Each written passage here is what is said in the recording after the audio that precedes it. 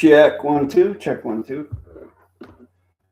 Do we have audio? Do we have ears on this? Let me know in the chat, please. Appreciate you. If you let me know that you can hear me.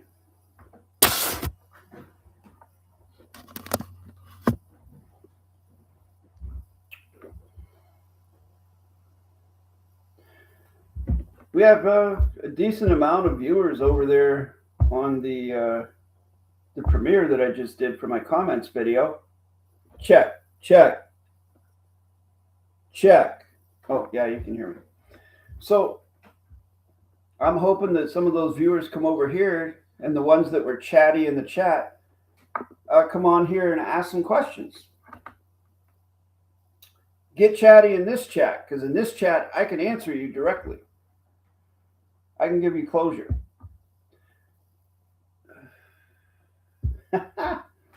Tony Montana. It's in the eyes, Chico. They never lie.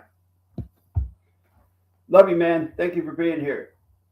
Tony and I have a little history here. I actually did a comments video directly concentrating on his comments. And by the way, Tony, go back and look at the thumbnail of that video. All right, so in lieu of any questions that are about to be asked, I'm going to talk a bit about the workshops that I provide and have been providing for the last 9 years, since February 2018. I have a curriculum.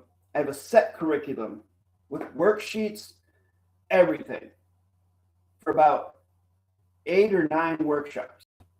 And I say 8 or 9 because I don't remember off the top of my head, because not too many people get to the 8th or 9th workshop. Very few do. That's why I've been saying for all these years that only a few, the 1% of the 1% of the 1%, will go on to get closure on this, because that is my experience with teaching it. The majority of folks that I'm in contact with, hundreds of folks all over the earth, all the continents except for Antarctica, just lose focus, just kind of fall off. But the ones that actually go through and complete the workshops go on to have success with it. It's just a statistic. So what I'll say is this. If you're taking workshops from me, it's a symbiotic cohesiveness, covenant, contract. Yes, you're here to learn from me, but I'm also here to learn from you. And I've learned how to teach all different personality types, all different folks who speak different native tongues, things like that. And I feel from my end that I've gotten very comfortable with my skill set as a teacher. I literally feel like I can teach anybody out there who wants to learn. That's a huge thing. You have to want to learn it. You have to come to me with an empty cup. Because, you know, and I do vet these things in the consultations. That's why I offer a free 10 to 15 minute consultation, so that I can get a sense of what you're about. Are you really here to learn? Did you really come to me with an empty cup? Or did you come here to give me shit? Did you come here to challenge me on everything? Which that's fine too, but we can just do that in a consultation. You don't need to take workshops from me to do that. If you have the balls to email me to ask for a consultation just to come and challenge me and question me or yell at me, hey, my hat's off to you. Come and do it. Do your worst. It doesn't bother me. I like challenges. I'm very competitive, even in my old age. So that's cool. But I get to vet people. And normally, I don't let anyone through to do the workshops if that's the type of individual they are. Or if I sense something shady about them, if they have some sort of vengeful or revengeful or violent disposition towards matters, then I'm not going to teach them. No, because guess what? 3 principles: maintenance of the rule, one rule equal, balance of the honor and the grace, and the position of peace and neutrality. Very important in having success with this grammar. So then the next thing, that's the initial process. And then once the workshops start, now it depends upon consistency. How consistent is the individual in studying? If we do the first workshop, okay. Second workshop, okay. Once we get to the third workshop, if you have not increased your knowledge by at least 25% based on those first 2 workshops, then I know that you don't have the tenacity to study this. Then I know that you're just spinning your wheels, which is your choice. I'm here to teach you, and it's your choice if you want to spin your wheels, but I can usually tell who's been working and who hasn't. Like I've said so many times, learning this grammar is like walking up a down escalator. If you're doing anything except for putting one foot in front of the other at a brisk pace, you're going backwards. If you're standing still, you're going down the escalator. You're going backwards. You're going to forget. You have to keep putting one foot in front of the other at a brisk pace every single day, studying at least an hour every day. At least an hour every day. Me, when I was studying in 2017, I was studying 10 to 12 hours a day. Every day. Every day. And by study, I mean, of course, some of that was written practice, verbal practice, but the majority of it was listening to MP3s of David-WYNN, Russell J. Gould, and of course, my tutor, friend and brother, :Raven-Farhad-Tahiti-F. And that's how I learned. I just let it repetitively permeate my psyche until such time as it became like riding a bike, where I had an aha moment where all of a sudden I knew how to do it, and I never forgot it. But you have to reach that aha moment. You have to reach that pinnacle. And it takes a long time for most folks to reach that. So that's how the workshops work. So if you get up there, like I've had people take 5, 6 workshops, and they seem like they're almost there, they're on the cusp, and then they fall off for a while. And then they come back, and then I find that they've lost ground. Like they're back to the beginning. Which for me as a tutor is kind of, it is what it is. I think I've only had one individual where we did 6 or 7 or even 8 workshops maybe. And then, I'm not going to say the person's name, but they were in Australia. And they came from the Russell J. Gould contingency. And we spent much of the first half of the workshops sort of deprogramming them from the style of quantum gobbledygook that Russell teaches and those concepts. Well, I don't know if Russell teaches. I think other people teach. I don't think Russell teaches anymore. I don't know for sure, though. Don't quote me on that. Anyways, once she got past that, she was doing really, I said she. I probably gave it away. She was doing very good. And then we lost contact for a year. And then she contacted me again via email just to check in. And we did another refresher workshop. She had actually gotten better at correct sentence structure. So that tells me that if you are diligent and you practice every day, even if you don't have me as a tutor, once you hit that rudimentary closure, you can do the rest yourself, which is phenomenal. But she's the only person that did that. Let's see. If you mean the first one, I have, and thank you. My mom taught me this before I went to school. They tried to tell her I was backwards at 5. I kept telling them they were ending sentencing with dangling participles. I syntax by sound of, not by etymology now, but thank you for seeing that. However, because of life is general, I will need to relearn the key, the one behind you, to keep up. My moment came at 5, asking myself if I was. PPS, my top tip on that is never, ever ask yourself if you are backwards, you may not enjoy the lessons that arrive. Well, the issue, okay, Tony Montana brings up a pretty interesting thing. They claim that they syntax by the sound of. So in other words, they syntax by verbalizations. I'm not sure how accurate that can be, especially when you don't know how a word is being spelled in particular, because you can have a word like S-E-E, S-E-A, you know. How do you know? Context. You can say context. But that's an assumption.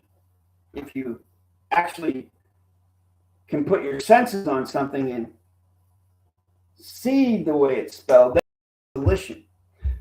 That's why correct sentence structure, communication, parse, syntax, grammar is a grammar on paper. Document, contract, postal vessel, port, venues. Yes, you can verbalize it if you want to, but it doesn't really work, does it? For example, if I just say the name correct sentence structure, communication, parse, syntax, grammar, how would you say that verbally using correct sentence structure? You wouldn't be able to see how the words are spelled, like the actual letters in the words. So now you're assuming. So would you say for the correct hyphen sentence, hyphen structure, hyphen communication, hyphen parse, hyphen syntax, hyphen grammar, full stop? Is that how you would say it? Or would you say colon, correct hyphen sentence, you know, it's kind of goofy. Plain simple English is a much more efficient mode of communication, verbally. You just make sure you're communicating with someone who's also there to be cognized, who's not trying to screw you over, who's being honest and straightforward, not trying to play word games unless the word games are consented to, joking around, battles of wits, things like that, debates, arguments, if you have opinions. Those things have to be consented to, though. But if you're contracting using plain simple English, you can do that every day. We do that every day.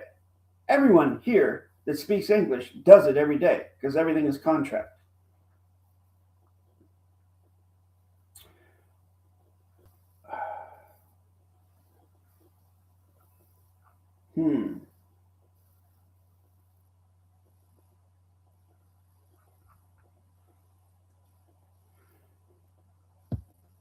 Who's in here?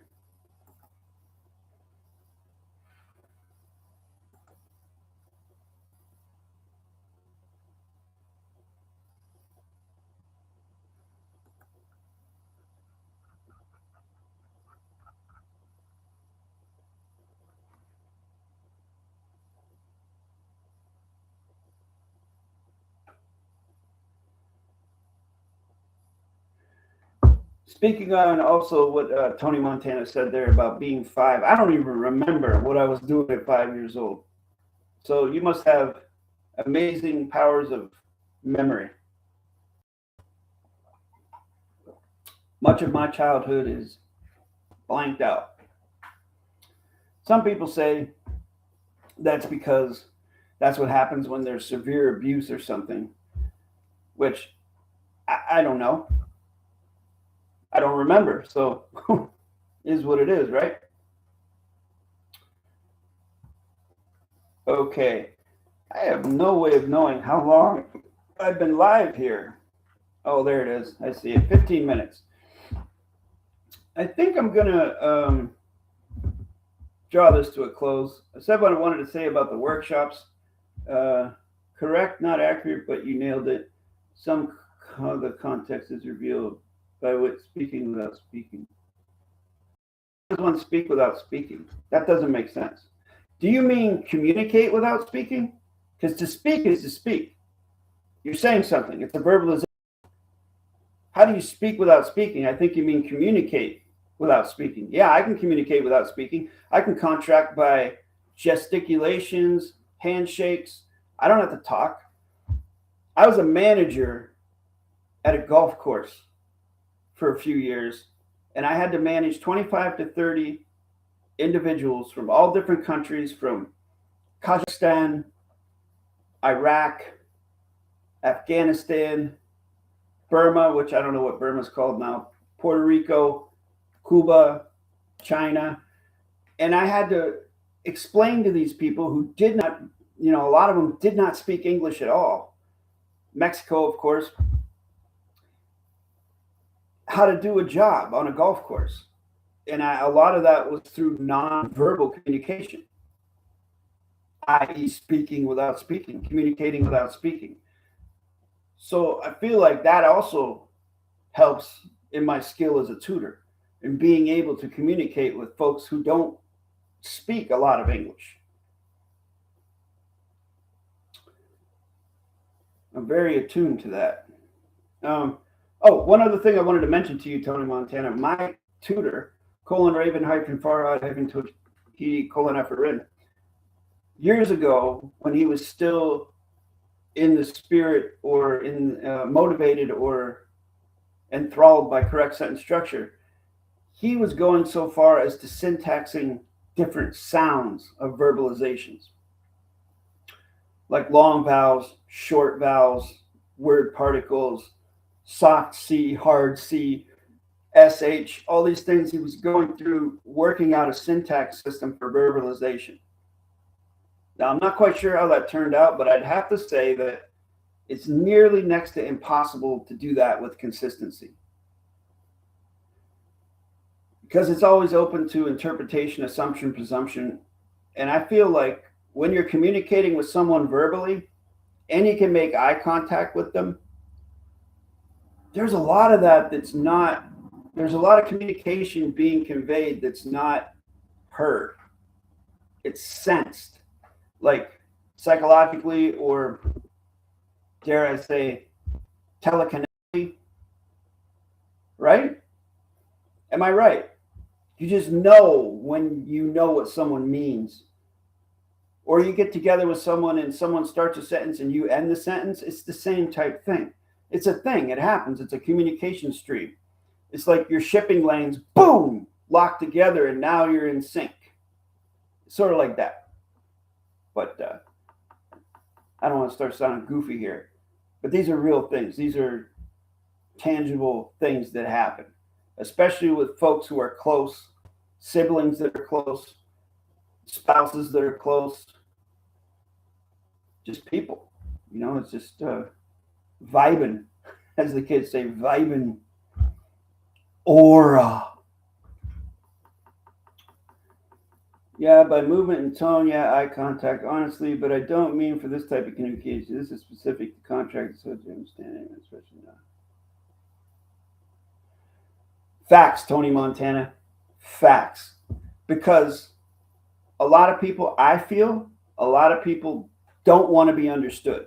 To use a fiction term, understood. Yes, I know what the fuck it means, Oh, I don't want to stand under something. Fuck off. Seriously. Just use words and mean what you say. Well, do you know that this means that? Well, we're not using correct sentence structure, communication, parse, syntax, grammar. As Tony says, eloquently points out, correct sentence structure, and I've said this since the beginning, it's a written grammar, specific contract grammar, to establish a geometric level playing field of contract communication. That's it. Everything else is different. Everything else, including correct sentence structure, comes down to volition. That's why Tony and I were able to get past our little tiff we had or whatever. And now, even though I don't know what he looks like or what his correct name is, at this point, it doesn't matter to me, because I can tell that he's an honorable individual. I can tell that if we would meet in person, we'd probably share adult beverages and have a freaking blast. Or not, but either which way, we'd have a conversation and we'd be vibing on the same wavelength. I can just tell. That's why we are where we are right now. And it's an amazing thing when that happens between human beings these days. Because like Tony says, it's very hard to cognize what anyone says, especially on the internet, especially on social media and comments fields. It just appears that a lot of people are just completely out their fucking minds. All right. I think I've said the F word way too many times here. I'm probably going to say it more if I continue. So I'm going to draw this to the close. But one thing I will say to you folks, I will be doing another live stream this month, hopefully, because these are fun, especially if Tony's here. If Tony could be here at every stream, man, that'd be awesome. I appreciate your participation. What's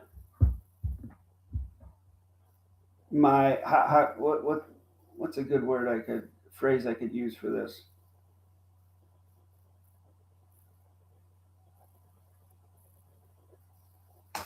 My brother of grace from another place. I don't know. Thank you, everyone. Appreciate it. And que sera, sera. This will be in the live stream section of the YouTube channel if you want to rewatch it. Thank you.